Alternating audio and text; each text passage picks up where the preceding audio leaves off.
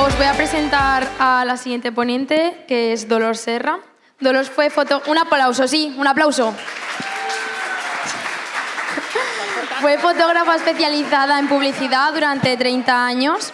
En 2017 se graduó por la Universidad de Valencia en el grado de Ingeniería Multimedia y actualmente está contratada por la Universidad de Valencia como personal investigador predoctoral para la realización de sus estudios de doctorado en análisis y modelado basado en imágenes médicas en el grupo de investigación CONLAB.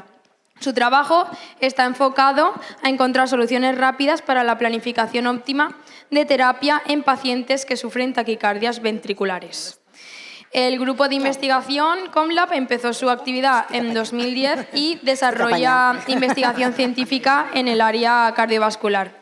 Además, potencia las iniciativas de desarrollo tecnológico aplicado y de transferencia de la tecnología biomédica a diferentes sectores médicos e industriales en el ámbito nacional. Madre mía, qué largo. Espero que os hayáis enterado. Y bueno, si no, os lo va a explicar Dolors mucho mejor, que yo no tengo ni idea, pero también soy ingeniera multimedia como tú. Un besito. Ya está. Ahora te pongo el vídeo. Vale. Bueno, bona vesprada. Com me dona ja per presentada, anem al tema.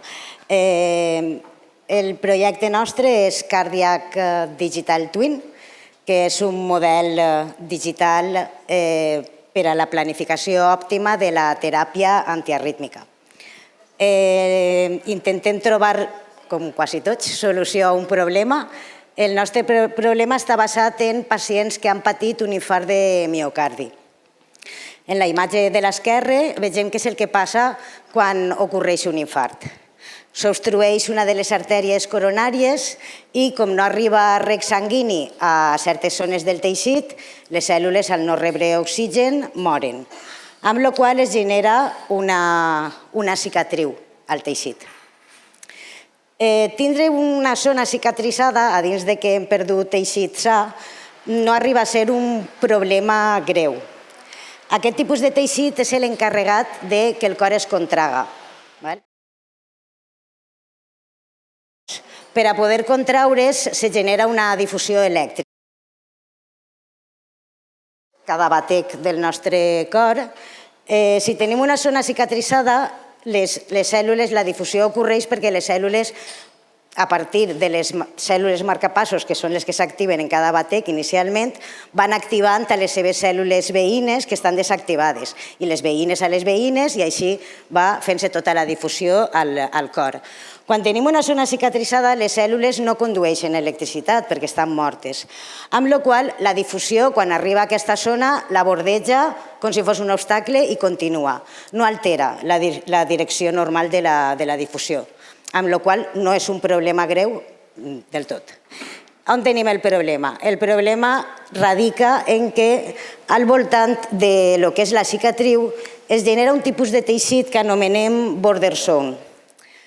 Aquest teixit té les propietats elèctriques alterades, amb la qual cosa les cèl·lules d'aquest teixit estan actives més temps que les cèl·lules de la zona sana, la difusió a través d'aquest teixit va més espaiet que per la zona sana, i a part, quan se genera una cicatriu no és una massa homogènia, tota ella morta, se generen canals per al mig de la cicatriu, d'aquest tipus de teixit de border zone.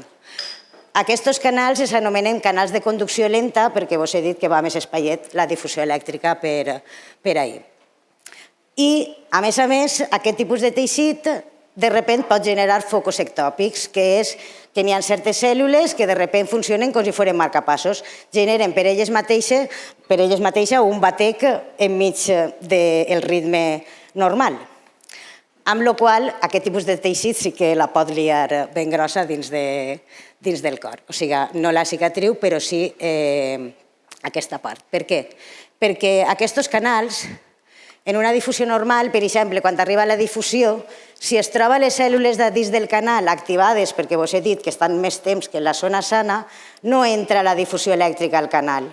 En aquest moment no passa res, la difusió continua bordejant el que és la cicatriu, però quan arriba a la part de dalt, per això vegeu la fletxa aquesta, es troba les cèl·lules de dins del canal desactivades i retorna la direcció de la difusió en direcció contrària, i si quan arriba al final del canal troba les cèl·lules sanes desactivades, les torna a activar i comença un cicle continu d'activació del cor molt ràpid, que és una taquicàrdia ventricular, i que si no és frenat el pacient pot morir per mort sobtada. Anem a veure en un vídeo d'una de les nostres simulacions i ho comprendreu millor.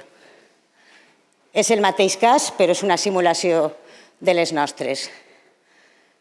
Així vegem una difusió normal. Vegeu, les zones blaves que no s'activen és zona de core perquè no condueix electricitat. N'hi ha un altre batec normal, la difusió entra per dins del canal, que és la part del mig, però ara veureu que hi ha un moment en què quan arriba així se troba les cèl·lules encara activades i aquí hi ha hagut un bloqueig. No entra per dins del canal i la difusió, ara quan arriba a la part de dalt, trobarà un camí de retorn, que és el que anomenem nosaltres una reentrada. Entonces, ja ha ocorregut, comença un cicle continu d'activació, que és la taquicàrdia ventricular.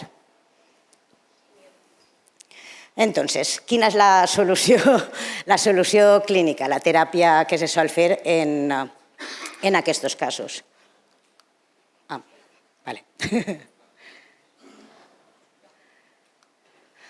La teràpia clínica és l'ablació cardíaca, que consisteix en clínica, l'equip mèdic accedeix al ventricle amb un catèter i amb aquest catèter el que fan és cremar, ablacionar, aquesta entrada del canal de risc. Entonces, deixen morta aquesta zona i entonces tallen el circuit reentrant. Per a poder localitzar on està el canal, utilitzen la tècnica de pacing, que consisteix en el mateix catèter, comencen a estimular des de distintes parts del cor fins que li provoquen una taquicàrdia al pacient. Quan li provoquen la taquicàrdia, entonces visualitzen en clínica on s'està generant aquest cicle de reentrada i cremen aquesta zona. Però, problema, hi ha vegades que després d'una ablació el pacient torna a tindre taquicàrdies ventriculars. Per què? Perquè en clínica potser tenia altres zones de risc que no s'han pogut localitzar. Però, clar, això és una tècnica invasiva, no poden estar ahí en el pacient 2.000 hores provant a veure. Entonces, solució in silico, simulant sobre un model personalitzat del pacient tots els possibles casos, tots els possibles escenaris per a poder localitzar correctament i no d'una forma invasiva, localitzar aquestes zones de risc que n'hi ha que ablacionar.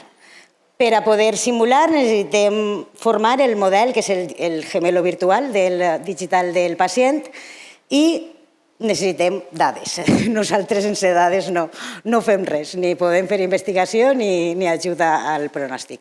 Entonces, necessitem, per una part, les dades de ressonància magnètica del pacient amb reals de Gadolini, que ens serveix després per a poder etiquetar la zona del ventricle, totes les zones de Borderson i de l'escara.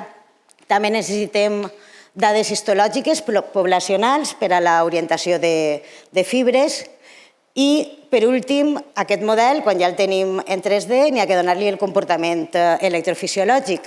I això ho fem amb dades generades in silico amb el que són els models biofísics. Quina és l'aportació que nosaltres fem en aquesta investigació? Ha sigut la implementació del simulador ràpid d'electrofisiologia cardíaca. Si algú coneix aquest camp, sabrà que des de fa molts anys existeixen els models biofísics, que reprodueixen molt bé tot el model cel·lular del cor. Quin és el problema? Que són molt costosos, o sigui, n'hi ha molt de cost d'hores de preprocessar de les dades, treballen en elements finits, amb la qual necessiten una resolució molt alta. Per a un ventricle necessiten una malla de 2 milions de nodes i després, per a poder simular tots els possibles escenaris, estem parlant de fer unes 3.600 simulacions per a cada pacient. Això en els models biofísics, abans de les GPUs, podria trigar 20 anys en fer-se, per a que comprengueu la inviabilitat de gastar-los. I a dia d'avui, en les GPUs, que va molt més ràpid, poden trigar entre mig any i 3 anys, el qual continua sent inviable per a donar un pronòstic, perquè ja quan el dones, com que el pacient igual ja no el necessita. Entonces, el nostre simulador, que és la implementació que hem fet, nosaltres aconseguim aquestes 3.600 simulacions en 15 hores, o 15-20 hores, depenent de... Està basat en automats cel·lulars. No és un automat cel·lular pur i dur, perquè és un poc més complex, però sí que se basa en ell. Un automat cel·lular de base és un grid de cèl·lules. Després, cada cèl·lula té uns estats definits, si està activa o està inactiva, i per últim hi ha unes lleis que regeixen aquest canvi d'estat, que en el nostre cas és el model matemàtic Econal. Hem implementat per a tot el preprocessar de les dades, en les dades que vos he dit abans que fan falta la ressonància i tota la pesca, en totes aquestes dades tenim un script automatitzat que en un minut i mig munta, voxeliza tot el model 3D, calcula l'orientació de fibres, etiqueta tot i genera tots els arxius d'entrada al simulador. Això ho fa en un minut i mig i no cal que siga ningú especialitzat en modelat. Després tenim el simulador que està automatitzat, li passem tot el rang de paràmetres, des de tots els punts que volem que simule, tots els rangs de freqüència i automàticament munta les 3.600 simulacions, les llança ella soles i quan acaba ens retorna un informe en el que ens diu de cada simulació si hi ha hagut una taquicàrdia, en cas de que hi hagi hagut, quina és la zona de risc on estava la reentrada. Així vegem un dels resultats per a que comprengueu hacia la dreta la complexitat dels casos que treballem. El primer cas que vos he ensenyat, el del vídeo, jo dic que és un cas de llibre perquè a soles té un canal, que més que un canal és com una autopista i verdaderament com que no necessita cap tipus d'estudi, n'hi ha un canal i és ell el que és de risc. Però normalment els casos són així de complicats. La part morada és core, la part roja és border zone i tots els canals verds, tots els tubells verds són canals possibles de risc. La mera existència de canals no vol dir que siga de risc, no vol dir que tingues que cremar-li mig cor al pobre pacient. Si vegeu així en el resultat de les simulacions, aunque n'hi ha molts canals, ens localitza, són els punts que ha localitzat de reentrades, dels èxits de cada reentrada, amb la qual hi hauria que ablacionar aquestes zones. I ja per últim, això són diversos casos de distints pacients. Vegeu que tenen les cares cicatrius molt grans, però en les simulacions aconseguim localitzar quines són les zones que se hauria d'ablacionar per a que els pacients no tornen a patir taquicàrdies. I això és tot.